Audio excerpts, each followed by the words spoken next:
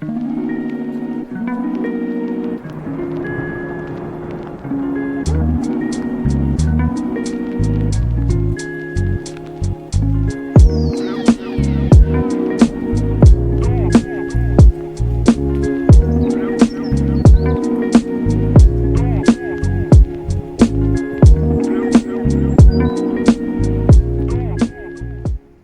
morning, good afternoon, good evening, and welcome to the 2025 show.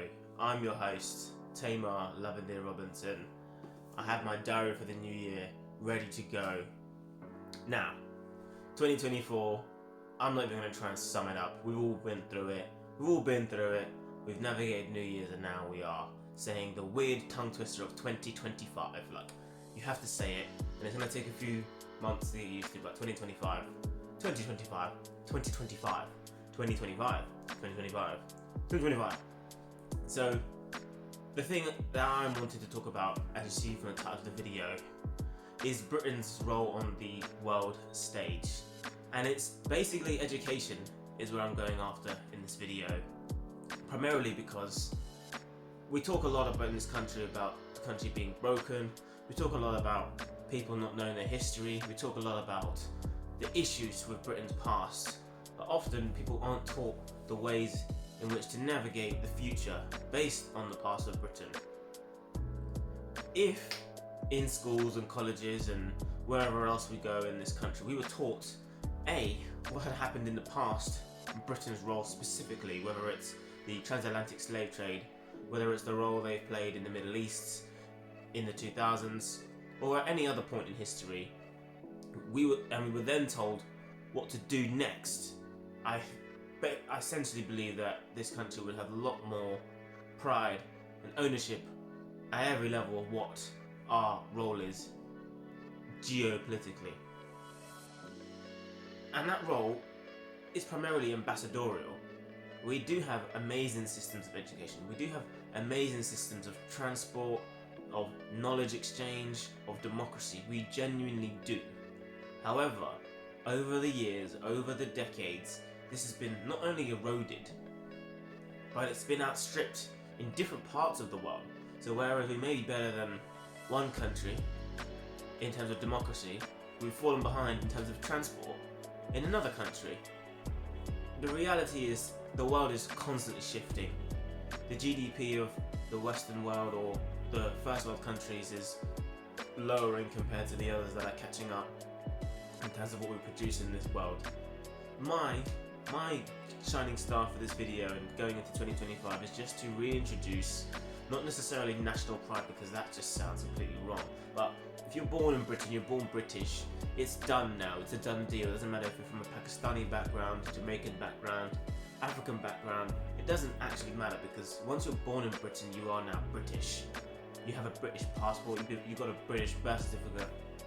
What is a person to do once they are at that point? Oh hey guys, I'm British. Wherever you go in the world, whether it's South America, whether it's other parts of Europe, you're walking around this place saying, I'm from Britain, I'm British, I live in England. But what does that really mean? Do us as people need to do more research on the countries we are visiting before we visit them? Yes.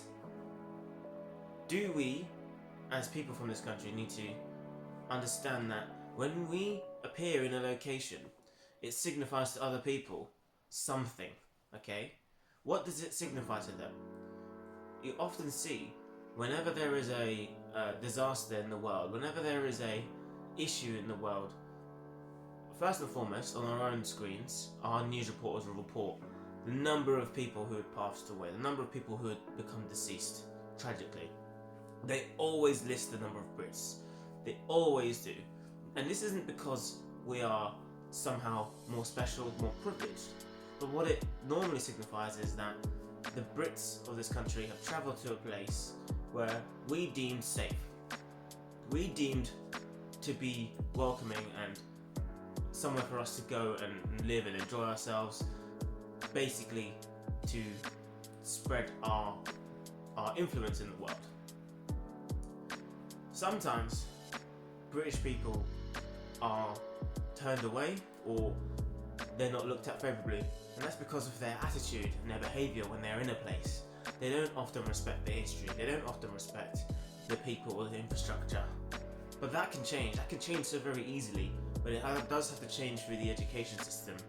Home education, school education, whatever education you're talking about. Because our role, not just in our own country, we call it Great Britain, they've called it Great Britain, we call it the Great British Pound, Great British Beef, all these words that are used to inspire a feeling within this country. Again, that's become eroded because it's been propped up by a lack of understanding about what the Great British Pound is, or how it came to be, or why it stood the test of time. Why British beef may or may not be better than other beef at a point in time. The Prime Minister just spouting off these tropes, these words doesn't mean anything, it's toothless, because most of us don't understand or know the history. So, despite the fact that we have free education up to the age of 16, then we can go into higher education essentially on the dime of the government. There really is no excuse. There isn't. So, in this 2025, welcome to 2025 video, I am very, very passionate about setting the record straight and moving forwards with everybody. Okay, that's the goal, that's the objective, because it's gone on for too long. There's been too much erosion, too much confusion, and even though the young people are leaving this country in droves and settling in Dubai or going on these places where they can work remotely, at the end of the day they are still British, they still have that passport, they were still born here. Whether they take a dual nationality, dual citizenship somewhere else, they will not escape the past, nor will any of us. And we're all going towards the future together. So, anyone that's feeling a bit disillusioned from being British, it's time to do the research, it's time to do the knowledge, it's time to understand what yours and I's role is on the world stage. Is it ambassadorial? Is it strategic? Is it diplomatic? Is it being neutral? What is it? What's the point of this? What's the point of this all? We're all here on this little island doing our little British thing, and we all know, tea from India and spices from India, tea from China. We know a lot of things that have occurred or appear here, but we seem to refuse to want to actually understand what the next steps are. So, let me go through my next steps. Some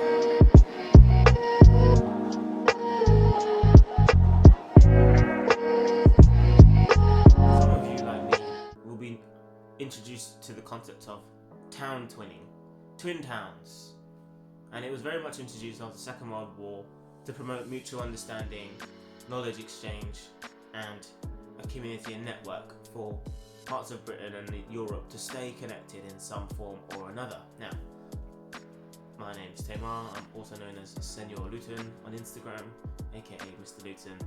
You'll be interested to know that Luton has not one, not two, not three, but 4 twin towns they're twinned with across Europe.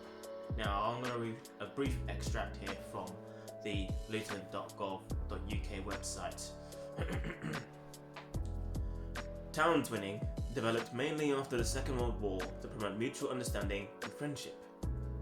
Luton is twinned with 5 towns in Europe. Oh, 5, yes. 3 in Germany, 1 in France, and 1 in Sweden. The council, whilst generally supporting the initiatives of local people to hold exchange visits with the residents of the 5 twin towns, does not give funding to aid such initiatives. Boo, hiss, that's Paul. Now, in Germany, we have Wolfsburg, is the home of the Volkswagen car plant, well said. We have Spandau in Saarland, a town of 220,000 people on the outskirts of Berlin, and which has been part of Berlin since 1920. Very nice. Similar number of residents as Luton town. Then we have, I'm going to say this, Berchtesgaden Gladbach, a town of 100,000 people in northwest Germany, about 15 miles from Cologne. Now, these towns have been twinned with Luton since, well, we'll go from the top, 1950, 1959, and 1956. We jump over to France, we've got Bourgoin-Jallieu, I don't know if I said that correctly. Again, a small town of about 25,000 people in the southeast of France between Lyons and the French Alps, twinned with Luton in 1956. And last but not least, we're talking Sweden. And I don't know how to pronounce this. This is Eskilstuna. Population of about 92,000 and situated on the river Eskilstunan, about 70 miles west of Stockholm. Twinned with Luton since 1949.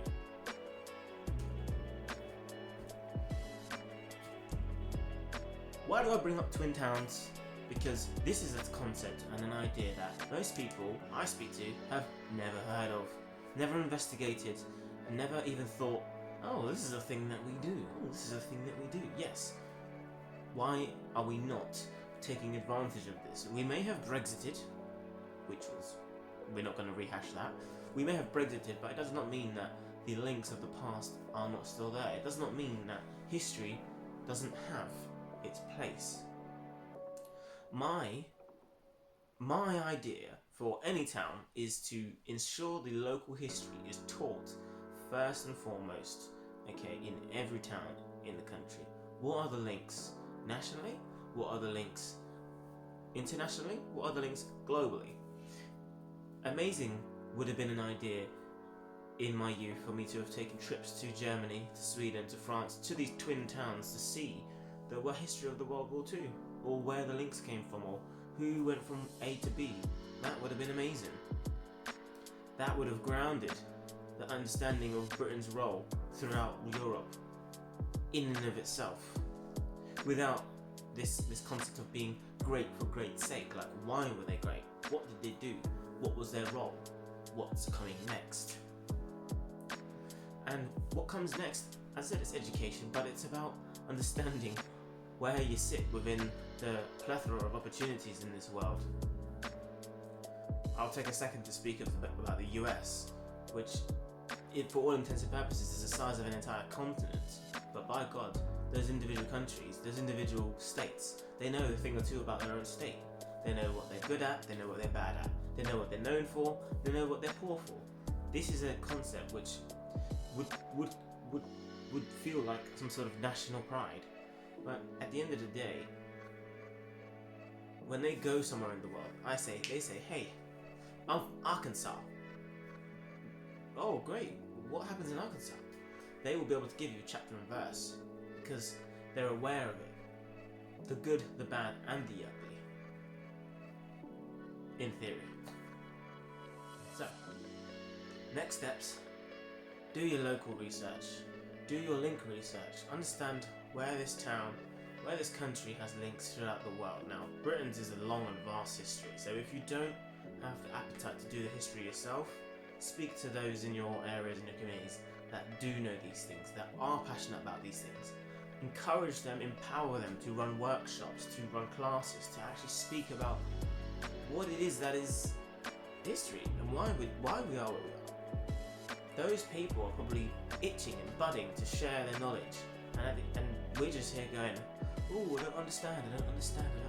So how about we empower those people, teach us, show us. And it's not just for your one history teacher you have from year 7 to year 9 to tell you the entire history of the country. It's not even up to you to go to the libraries and do the research because you've got your own life to get up to. However, there's a very simple opportunity that I'm identifying here, which is to empower those that love and care about history to share and teach. Each one teach one. And bit by bit, starting with 2025, we'll begin to learn a bit more about what Britain and our role is on the world stage. We might not get to be Great Britain again, but at least we'll be something. At least you'll feel like there's a place, a role, something, rather than just what we are now, which is this apathetic, slow-moving country that just seems to have to prop up all of its, assets with bullshit. Sorry to say. So, yes, welcome to the 2025 show. My name's Tamar. I need you to like the video. I need you to let me know what's going down because it's a very straightforward video, very straightforward little chat. But I'm hoping you've learned a thing or two. And if you have, Let's investigate these twin towns together, because I will be. Alright. Keep doing more than the rest. You know the rest. One of Luton's very own, aka Red Hand. That's caught red-handed littering. Alright.